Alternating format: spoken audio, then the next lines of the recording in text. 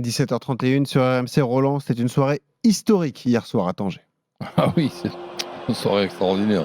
Une ambiance de dingue, 65 000 personnes réunies pour fêter les héros. Le Maroc, demi-finaliste de la dernière Coupe du Monde au Qatar, évidemment. Le Maroc battu par la France en demi-finale. Le Maroc retrouvait ses joueurs à l'occasion d'un match amical de prestige donc face au Brésil. Ça ressemblait un petit peu à ce qui se passait assez loin de là, du côté de l'Argentine. Exactement, ouais, un peu la même fête, même célébration que l'Argentine il y a quelques jours. Et cette victoire 2-1 des Marocains face à la meilleure nation au classement FIFA, 2-1 grâce notamment à l'ouverture du score de Sofiane Bouffal. Ensuite, le Brésil a égalisé sur un but de Casemiro et puis le Maroc a repris l'avantage à la 79e minute, le but de Sabiri. On est en direct, coach, avec le capitaine de la sélection marocaine, Romain Saïs. Salut Romain. Bonjour tout le monde. Salut Romain. Romain, avant de démarrer, on te souhaite bravo évidemment pour tout. un joyeux Merci. anniversaire. C'est ton anniversaire. Merci beaucoup, c'est gentil. Ouais, ça te fait quel âge aujourd'hui, Romain? 33, on prend de l'âge. Hein, Ah oui, ouais, c'est ça. Quand on est capitaine expérimenté, forcément. Bon, t'as eu un beau cadeau hier, Romain. Raconte-nous l'ambiance incroyable à Tanger. 65 000 personnes pour célébrer déjà votre parcours et puis ce match amical de gala. C'était fou, j'imagine. Ouais, c'était exceptionnel cette soirée, que ça soit au niveau de l'ambiance, du match avec l'adversaire qu'il y avait en face. Voilà, tout était réuni pour faire faire une belle fête et voilà, le plus important pour nous c'était de continuer à les rendre fiers en proposant un très grand match hier soir et c'est ce qu'on a fait et avec la victoire au bout, c'est encore, Ouais, parce c'est que encore mieux. Romain, tu as entendu, on faisait la comparaison avec l'Argentine. Mais Ouais. vous, au niveau du choix de l'adversaire, c'est pas tout à fait pareil que l'Argentine. Hein. L'Argentine, avec toujours la traditionnelle phrase, avec tout le respect qu'on peut avoir pour le Panama. Mais enfin, Argentine-Panama plutôt que Maroc-Brésil, bravo. Non, mais c'est sûr que voilà, nous on les a fait aussi rêver parce que on a fait un parcours qui a été exceptionnel, on est allé loin, mais en se frottant aussi à ce qu'il y avait de meilleur sur la planète football dans cette Coupe du Monde. Donc c'était normal pour un match de gala au Maroc de se frotter à ce qu'il y avait de mieux et à l'heure d'aujourd'hui, le Brésil en tant que pays numéro un au classement FIFA, c'était ce qu'il y avait de mieux. Donc c'était important pour tous les Marocains aussi d'assister à un grand match. Je sais que voilà, s'il y aurait pu avoir plus de place dans le stade, ils l'auraient Ah rempli oui. aussi. Mais voilà, je sais qu'ils étaient derrière leurs écrans de télévision aussi, pas avec nous. Et voilà, on a fêté ce parcours à la Coupe du Monde de la meilleure des manières. Romain, justement, en termes d'état d'esprit, comment vous l'avez abordé? Vous aviez la pression tout de même de jouer devant votre public face à une telle équipe ou c'était que du bonheur et finalement qu'un bonus d'affronter le Brésil comme ça à Tanger? Non, il n'y avait pas de pression particulière parce que voilà, c'est un match amical. Voilà, on savait qu'on allait être attendu par notre public, mais voilà, on savait plutôt qu'on avait des responsabilités dans le sens où bah voilà, on a montré certaines choses à la Coupe du Monde et il fallait qu'il y ait une suite logique à tout ça et pas retomber dans de mauvais travers, même si c'est un match amical. Ça aurait été dommage de jouer le Brésil et d'en prendre trois ou quatre à domicile.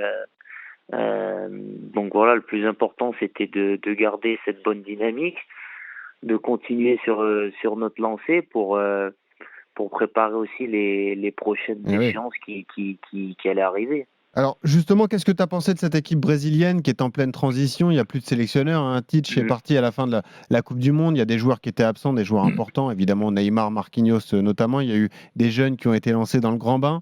Est-ce que c'est une équipe brésilienne qui t'a fait bonne impression ou est-ce que tu penses qu'ils étaient quand même diminués? Je rappelle qu'il y avait quand même des joueurs référencés comme Vinicius, Paqueta, Militao qui étaient bien là sur le terrain et un Casemiro, le capitaine d'ailleurs. Ouais, bah si on savait qu'ils étaient dans une période de transition, ils n'avaient pas de coach, ils avaient quelques joueurs absents pour blessure, mais après voilà, le Brésil, ça reste le Brésil. Je pense qu'ils ont un vivier de Ouais. footballeurs qui est juste incroyable. Je pense que techniquement, c'est peut-être ce qui se fait de mieux aussi au monde. Donc le Brésil, ça reste le Brésil, comme tu l'as dit, avec des joueurs encore comme Vinicius, Militao, Casimiro. Donc voilà, on savait que ça allait être compliqué et que nous, il fallait qu'on soit Il y a eu du défi physique, à Romain. Il y a eu des 100%. cartons, il y a eu des. C'était engagé comme match. C'était pas un match amical, vraiment. Non, parce que bah voilà, je pense que nous, voilà, on a C'était comme essayé en rugby, eux, ils font la différence, excuse-moi de te couper, en rugby, entre match amical et un test. Donc Voilà. hier, c'était un test. Voilà, c'était un Ouais, test. exactement. Non, exactement, c'était un test. Comme dit le coach Courbis, c'était vraiment un test pour nous. Et voilà, je pense que on connaît aussi la mentalité brésilienne. Nous, c'est un peu pareil. Donc voilà, on aime bien ne pas se laisser faire et tout faire pour remporter les matchs. Mais après, voilà, ça restait quand même. Voilà, il y a quelques petits accrochages, mais au final, on s'est quitté bons amis, on va dire. Romain Saïs, le capitaine de la sélection marocaine, est en direct avec nous sur RMC dans Intégral Sport au lendemain de cette victoire face au Brésil en match amical hier à Tanger. 65 000 personnes. On a vu la réaction et la joie de Walid Regragui à l'issue du match parce que c'est une période particulière au Maroc et dans le monde musulman puisque le mois du Ramadan a démarré. Romain, d'ailleurs, question, est-ce que vous avez tous jeûné, vous les joueurs? Est-ce que vous avez pratiqué le jeûne hier avant de disputer cette rencontre? Ouais, on a jeûné, on a tous jeûné comme depuis le Ramadan. Voilà, on a rompu le jeûne euh, quelques heures avant le match. Et puis voilà, ça fait partie de notre culture. C'est pour ça donc, que le match a été repoussé voilà, à cette heure-là. À 23 heures, ouais. Exactement, pour on puisse avoir le temps de manger un peu et de digérer surtout, parce que sinon on aurait du mal à avancer sur le terrain. Mais non, après voilà, ça fait partie de notre culture. Nous, voilà, je veux dire, maintenant on est habitué à pratiquer notre métier avec le mois de Ramadan. Donc voilà, nous, ça nous donne une force en plus pendant ce mois-là. Et voilà, on a montré que malgré qu'on n'ait pas mangé au but de la journée, on a réussi à proposer un match de qualité. Romain, toi le capitaine expérimenté du Maroc qui fête aujourd'hui tes 33 ans, est-ce que tu constates l'évolution du football marocain? On en a parlé durant la Coupe du Monde. Évidemment, la génération est exceptionnelle. On n'est pas demi-finaliste de la Coupe du Monde par hasard. Il y a des joueurs de grand talent. Il y a Hakimi, il y a Ziyech, il y a Ounahi, il y a Amrabat. Tu en fais partie avec Naïef Aguerd. Est-ce que tu sens que le football marocain évolue également grâce aux infrastructures? Vous avez un super centre d'entraînement aujourd'hui. Est-ce que tu constates que tout va dans le bon sens au Maroc pour le foot, en tout cas?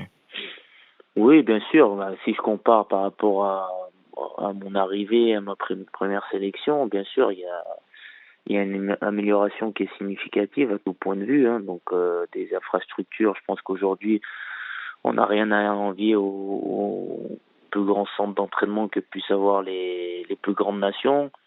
Voilà, on a aussi l'académie de Sa Majesté le Roi qui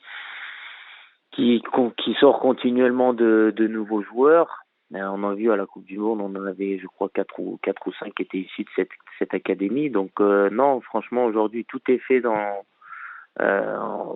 en fonction de mettre tous les ingrédients possibles pour développer le football marocain.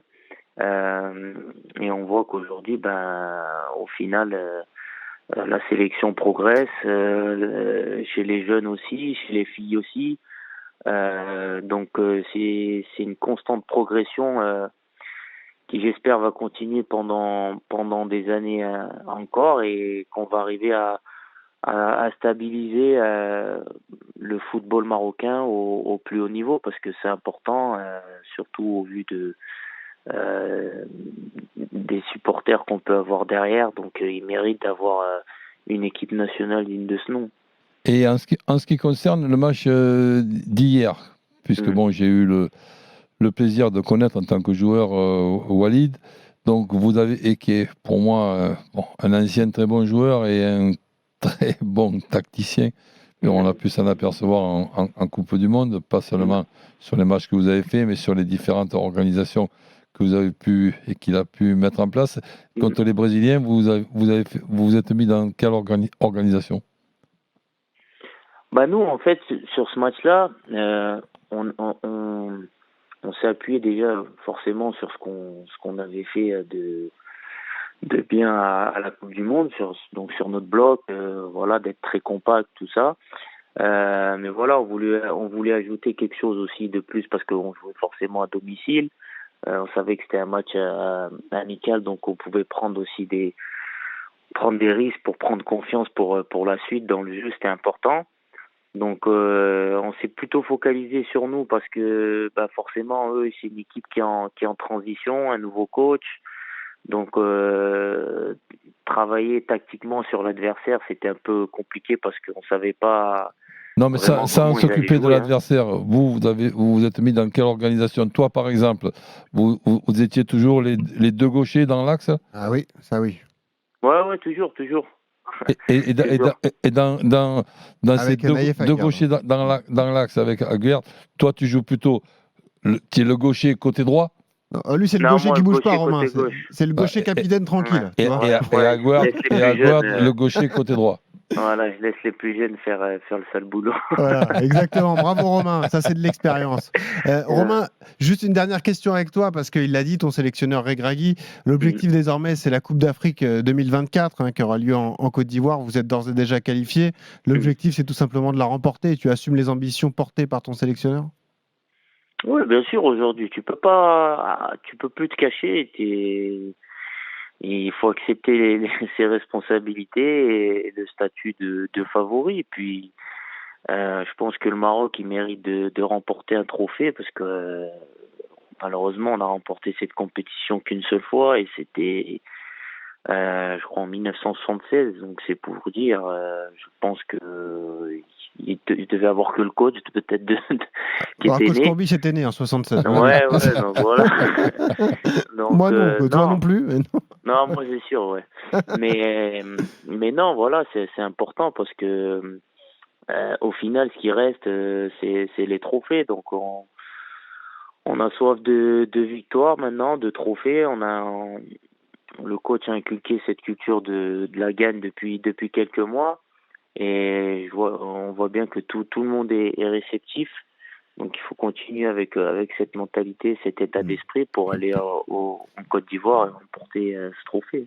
Bon, Tu sais très bien, je t'apprends rien, mais je vais quand même te le rappeler, c'est que la Coupe du Monde, c'est une chose, évidemment, c'est ce qu'on peut faire de mieux au niveau de l'importance des compétitions, mais une CAN comme un championnat d'Europe, c'est peut-être plus compliqué de gagner de la Coupe Ça, du c'est Monde, parce sûr. que quand tu vois que toutes ces équipes, Côte d'Ivoire, qui va organiser. Tu as le Cameroun, l'Algérie, le Sénégal, le Sénégal, l'Égypte, je ne vais pas Ouais. tous les citer, c'est sûr. mais gagner la CAN, C'est sûr. c'est un énorme exploit dont vous êtes capable. Et c'est ce qu'on souhaite au Maroc. Ouais.